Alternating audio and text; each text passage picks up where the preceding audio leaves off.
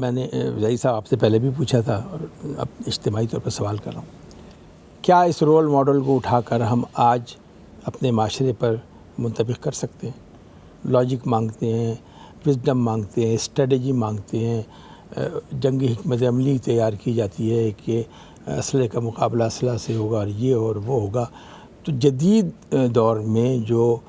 بنیادی تقاضے ہوتے ہیں کسی بھی مارکے کے لیے، کسی بھی فوج کے لیے، وہ تو کربلا سے بالکل مختلف ہے۔ تو پھر کیسے ہم اس کو آج کی نسل کو پہلی بات تو یہ ذہن میں رکھی جائے کہ جنگ کوئی نہ کوئی مقاصد رکھتی ہے، کسی حصول کے لیے جنگ کی جاتی ہے۔ تو اگر امام حسین علیہ السلام جنگ ہی کے لیے چلے تھے تو پھر مقاصد ڈھونڈیے آپ کہ کس مقصد کے لیے چلے تھے۔ اچھا، اگر جنگ ہے تو مقصد آپ ڈھونڈیں، مقصد ڈھونڈنے پڑے گا کہ بھئی آپ توسیع پسندانہ معاذ اللہ عزائم کے لیے گئے تھے، کسی جگہ قبضہ کرنے کے لیے گئے تھے، یا کسی اور مقصد کے لیے گئے ہوں، لیکن ہمیں وہ تو کچھ بھی نہیں دکھائی دیتا، کیونکہ خود امام حسین علیہ السلام نے اپنا مقصد خود بیان کر دیا تھا کہ میں کس کے لیے جا رہا ہوں، میں فساد و خون ریزی کے لیے نہیں جا رہا، میں تو نانوں کی امت کی اصلاح کے لیے جا رہا ہوں۔ اب اس کے لیے جب آپ جا رہے ہیں یعنی نکل کے، تو سب سے پہلی بات یہ ہے کہ اس چیز میں کہ جہاں نانا کی امت کی اصلاح کے لیے ضرورت ہے، اب اس راہ میں جو بھی آپ کو پر جو پریشانیاں آئیں گی، جو بھی آپ پر حملہ آور ہوگا یا جو بھی آپ کا راستہ روکے گا، آپ نے اس کی پرواہ نہیں کرنی۔ اور یہ بھی بتا دیا کہ اسلام کی راہ میں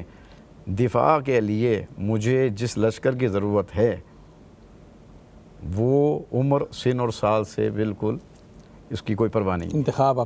اپنا معمار کرم۔ اور اسی وجہ سے کہ جس وقت آپ روانہ ہو رہے ہیں تو آپ دیکھ لیجئے آپ کے لشکر میں کون کون شامل ہیں، اور صرف یہ نہیں کہ مدینے سے، مکے سے کون شامل ہوا، کربلا پہنچتے پہنچتے تک کون، حضرت زہیر ابن قین کا واقعہ موجود ہے اور دیگر احباب کے تاریخی واقعات موجود ہیں۔ 62 افراد کوفے سے بالکل، شامل ہوئے، ہاں، اور وہاں تک پہنچتے ہوئے اب یہ جیسے کہ آپ نے ابھی آغاز میں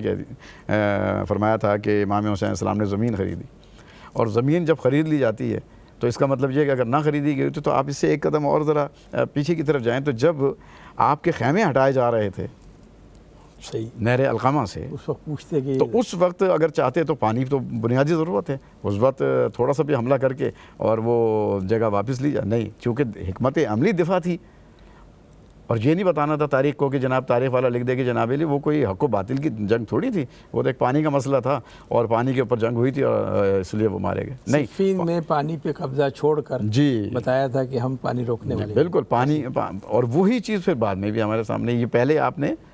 زمین کے تسلسل ہے دین اسلام کا اور نبی کریم صلی اللہ علیہ وسلم سے ہوتا ہوا امام حسین تک، پورا تسلسل۔ یہ دیکھیے نا کہ اس میں جس طرح دیکھیں جنگوں میں خواتین کی شرکت ملتی ہے، بالکل تاریخ ہے اس میں ملتی ہے، لیکن اس طریقے سے نہیں ملتی کہ جہاں پر جناب سکینہ سلام اللہ علیہ کی عمر کی بچیاں بھی وہاں پر موجود ہوں، حضرت علی اصغر کے 6 مہینے کے بھی ہوں۔ تو اسلام کی دفاع کے لیے مولا امام حسین السلام نے یہ ایک ہمیں ایک یوں سمجھ لیں راستہ بتا دیا ہے کہ جہاں آپ کو دفاع کی ضرورت پڑے گی اسلام کی، وہاں پھر آپ کو یہ نہیں دیکھنا پڑے گا کہ آپ کا سن و سال کا کون سا بچہ جو ہے وہ قربانی کے لیے جا رہا ہے۔ بس ہمارا بہت مختصر سا وقت ہے، دونوں حضرات سے سوال کروں گا کہ یزید کی جو فوج تھی اس کے پاس جو ہتھیار تھے اس میں تلواریں تھی، گھوڑے تھے، زرہ تھی، ڈھال تھی، جو کچھ تھی، امام حسین کی فوج کے ہتھیار کیا تھا، لشکر کا ہتھیار کیا تھا؟ میں چاہوں گا امام حسین علیہ السلام کے لشکر کا جو سب سے بڑا ہتھیار تھا نا، وہ شجاعت تھی کہ جسے صبر کہا جاتا ہے۔ ہم صبر یہ سمجھتے ہیں کہ جناب اپنے پر ظلم کے بعد آپ خاموشی سے بیٹھ جائیں، لیکن میرے مولا حسین علیہ السلام نے صبر کے وہاں معنی ہی بدل کے رکھ دی، ضبط کے ساتھ، اور آپ نے اسی پامردگی کے ساتھ جو ہے نا آپ نے استقامت دکھائی۔ جی ڈاکٹر صاحب، دیکھیں، حق کے مقابل جنگ نہیں ہوتی ہے، حق کے مقابل باطل ہوتا ہے۔ واہ، اسی لیے اس کو مارکہ حق و باطل کہتے ہیں۔ تو امام حسین رضی اللہ تعالیٰ عنہ تو جنگ کی نیت سے نکلے ہی نہیں تھے، صحیح، غزوے کی نیت سے نہیں نکلے تھے، وہ تو جنہوں نے بلایا تھا ان کی اصلاح کرنے کے لیے اور ان کو سہارا دینے کے لیے اپنے اہل و عیال کے ساتھ تشریف لے کے گئے تھے۔